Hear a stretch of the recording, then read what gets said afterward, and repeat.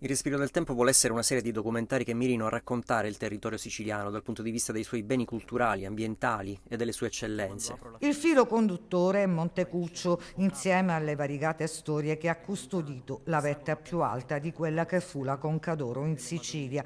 Luoghi da svelare è l'obiettivo del documentario cortometraggio Il respiro del tempo, il gigante di Palermo, realizzato da esperienzasicilia.it e da venerdì visibile sul canale YouTube del sito. Diviso in 5 parti, si affrontano vari temi come la piaga degli incendi, i luoghi da racconto letterario di Pirandello o Portella di Sant'Anna, dove sorge una torre d'avvistamento con una piccola chiesa ipogea annessa.